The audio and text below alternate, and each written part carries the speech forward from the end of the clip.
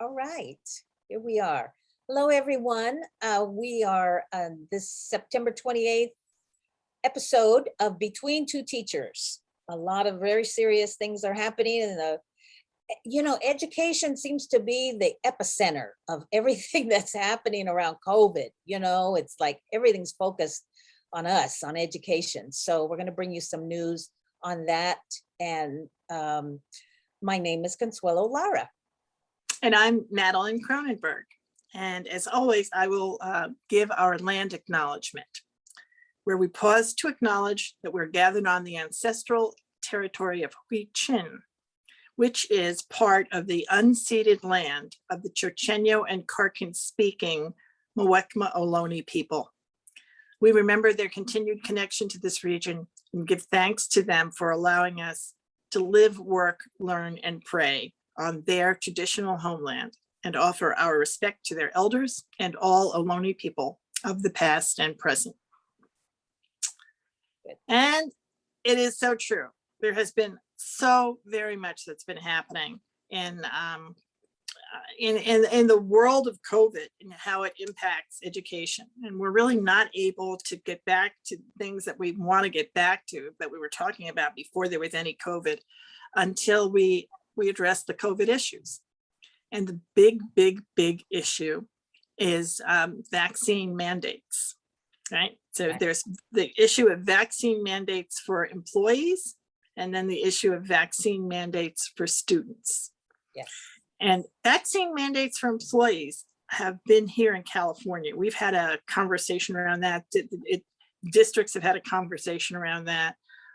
New York City did their vaccine mandate for all their teachers. They have 150,000 teachers. Wow. Right? And their vaccine mandate goes into effect on Monday. So the question is, how many teachers will they have that show up? How many? And they don't know that yet. All they know is that it was upheld in the courts, and so that the employee vaccine mandates are out there. And so there are employee vaccine mandates, as there are healthcare vaccine mandates in California for all healthcare workers. The president has put out mandates for federal employees and people who are dealing with federal employees. So you have that. One part of the story is the employee mandate. And the second part of the story is the student mandate. And that story started to come out in California with Culver City, when they were the first ones. And then the biggest one is LA.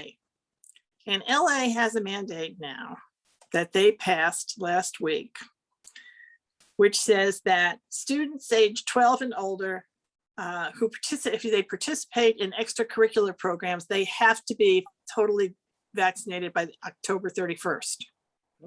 Okay. If they're 12 and older, and just all students 12 and older have to be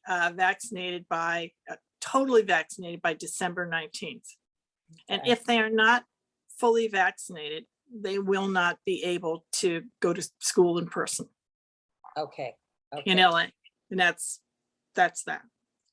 And that is a big thing. So are they sending them home, like when they don't have their immunization? Or to what? Yeah, well, I mean, they're bringing vaccine. They're having vaccine clinics. Everybody's trying to find ways to, to support them. But if a family decides that they don't want their child vaccinated, they're going to be an independent study. Oh, okay. So they're just not in the classroom. They're not in the classroom. They're no longer assigned to the classroom. In order to be assigned to the in-school program, you have to be vaccinated or have one of the very few kinds of exemptions. And California doesn't have a religious exemption. So it's really a medical exemption. Okay. So you have to have a medical exemption. So they've done it. The other ones that have done it locally are Oakland. Oakland had a very long meeting the other night, a week ago, and they have voted. It wasn't a unanimous vote in Oakland, but they did vote to mandate vaccines for their students.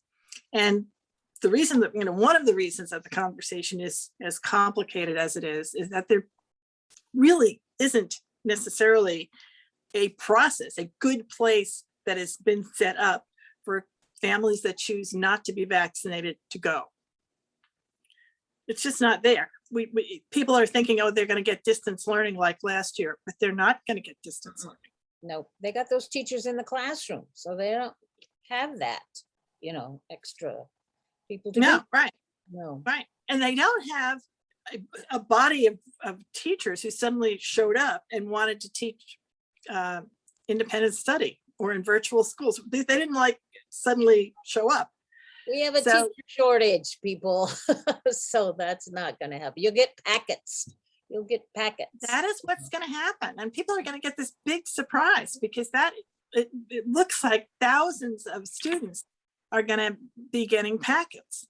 And these are, I mean, this is such an equity issue. These are the students who need so much more support, right? But the other place that mandated vaccines for students already has over 90% of their students vaccinated, and that's Piedmont, an all-white community and a very affluent community. Wow. Nobody's even talked about that, but there's just like no question. You are absolutely going to do it, and that's how we're going to move forward, and that's it. So Wow. Piedmont is in.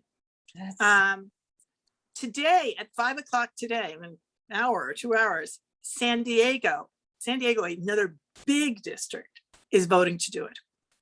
And Oh. their vote is the same thing. All students have to be vaccinated by, I think their date is, I think they're in November. But they're all doing it in November or December, because what they're all setting it up for is that nobody comes back in January unless they're fully vaccinated. Oh, there you go. Okay. That's how these districts are doing it. And the only district that's not doing it is, or one that isn't doing it, is San Francisco, because they've had such a low occurrence of classes that had to close because of quarantine. As a result of the fact they have a very high vaccination rate among that. It's like over 95% for their teachers and over 95% for their students. That is amazing. Isn't that amazing? Yeah, nobody's talking about those places. Wow, that's something. Yeah. So West Contra Costa kind of lagging behind here. We need to get up to speed here. Yeah. So And other places in the county. I mean, you haven't had have you heard conversations at other districts in the county around vaccine mandates? no, but I haven't asked about that specifically, but not yet. Not yet. I wonder. Yeah, that's a Yeah, good- it's an interesting case. yeah. Because the board president in West Contra Costa wrote a letter to the public health director of Contra Costa County and wanted him to order a vaccine mandate for all the students in Contra Costa County. And he can't do that. I mean, Well, could he? he hasn't. I mean, no, he apparently wrote him a letter recommending that the board do it. But Yeah. I can see that he has not chosen to insinuate himself into the entire county and say, or just like the superintendent of the county or the county board would be usurping the power of each board, each elected body to oversee their district, right? Exactly. Yeah. Yeah. So no, that doesn't make any sense. Well, so it's like passing the buck. They want somebody else to mandate it so they don't get into trouble. Right. So, Well, they would love to have Tony Thurman, our superintendent of public instruction in the state, have them do it, or have Gavin Newsom do it. Right. yeah, it would be good if it came from a state. Yeah, Absolutely. that would solve a lot of problems as far as a lot of people would be concerned, because in fact, they wouldn't have to make the decision. But Right. there's a lot of crickets from up there. You don't hear them doing that. Right. And honestly, you don't see very many governors, except the governors who are totally against it. You don't see people coming out mandating vaccines for students, because they realize it's a very political hot potato. Yeah. Nobody wants to get involved. Nobody wants to get involved. Right. But what you can see is that one by one, the districts are making the decision. People got elected to do it. Right. And the fact that San Diego's doing it, the fact that Hayward did it, to me, right? That they did it. And what they did was they looked at how many hours were lost by students who were in contact with every time they had to quarantine a classroom. Yeah. Yeah. Right. And so here you have all these children who are perfectly healthy, but under these quarantine rules wound up having to and not get access to their education, right? So that was the compelling arguments that were made to the Hayward board. And I think that was the compelling argument to any board that's looking at the fact that there is a big difference. San Francisco proves it. San Francisco is vaccinated. San Francisco is highly vaccinated, has had very few cases. And that's not true of everybody else. No. Wow. All right. So that's that That's story. that. Yeah. The other ones I just wanted to mention, let's get past our vaccination stories. Right. LA, well, this is one other little thing. What LA did do was LA had to figure out, this is the thing that they're trying to avoid. There are so many children in quarantine, right? Thousands of children in quarantine because they've been exposed, because we know because of testing that they were exposed to somebody. Right. The question is, do they get a packet, or is there a way for them to stay in their classroom during the time of their quarantine and be connected to their teacher? Yeah. Well, there wasn't any way for that to happen because nothing had been negotiated with the teachers. Oh. LA has led the way for quarantine instruction. Oh. And what they have is, if I'm in quarantine, here I am healthy, I'm at home. If I was sick, then I'd be on sick leave, but I'm healthy, I'm at home, I'm on quarantine. The teacher is now going to Zoom into me. I'm going to be included in a Zoom. Oh. So and that's why the LA teachers want the students to be vaccinated, because this is a very convoluted, complicated, difficult set of strategies that you have to suddenly put into play. But they agreed to do it. The student would be Zooming in 50% of the time. If the teacher is the one who's in quarantine, she will Zoom or he will Zoom to the room. The teachers are getting a 5% raise and a $2,000 stipend for agreeing to do this, because it's so much extra work. So that this kind of discussion has to happen in every school district, or else everybody's just going to be handed a packet. Wow. That's something. All right. That's why we've got to vaccinate. But LA didn't do it. So that's a model for where people are going to go in terms of what they're going to do. The other thing, let's see what else is down here, that I wanted to talk about. Oh, a couple of things that happened in Contra Costa County. The first one was in Antioch. Antioch had 2 board meetings last week. One of them, the purpose of the board meeting was to remove the superintendent. Oh. Yep.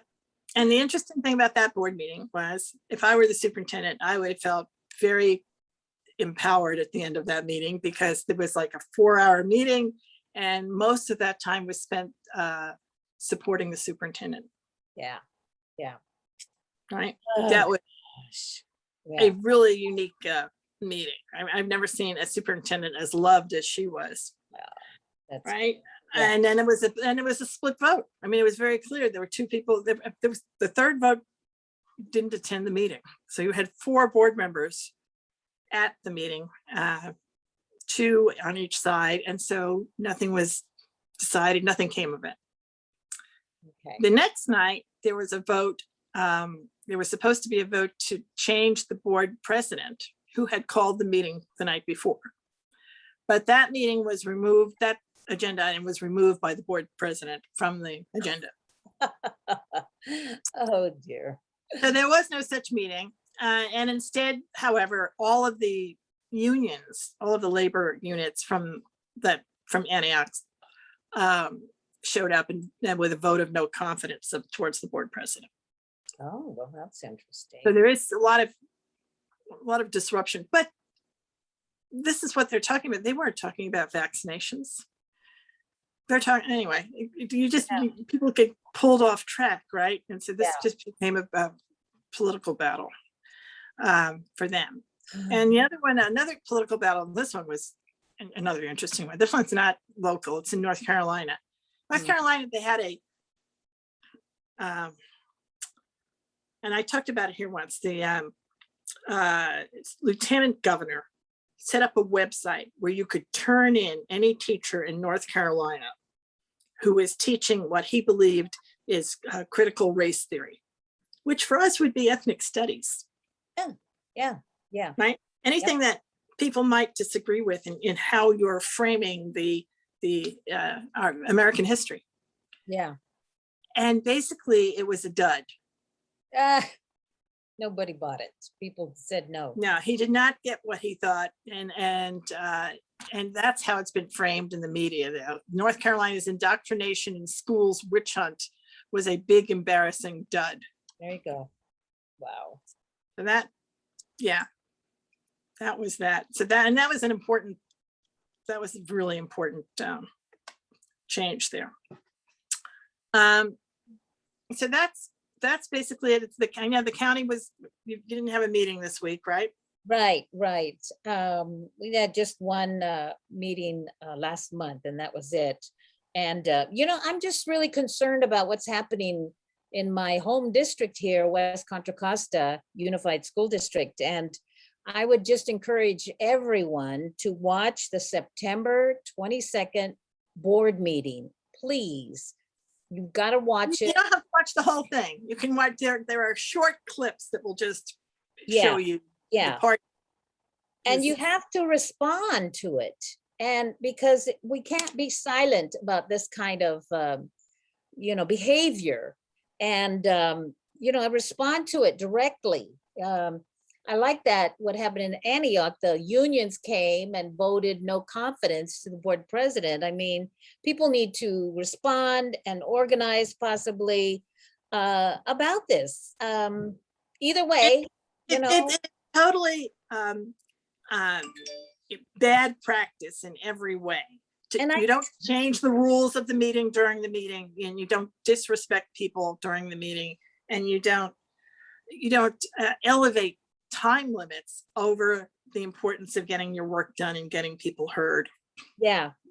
And then we're not talking about the real serious life and death issues of COVID and vaccines.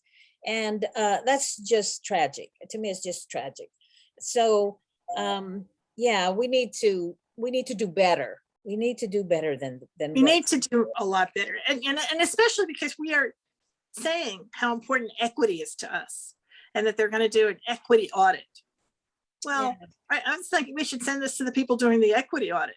Who are the people who are being disenfranchised? I mean, the thing I wanted to give our shout out to the two student representatives on the West Contra Costa board, Ms. Coe and Mr. Trujillo, who comported themselves with real dignity and kindness in how they conducted themselves during the meeting.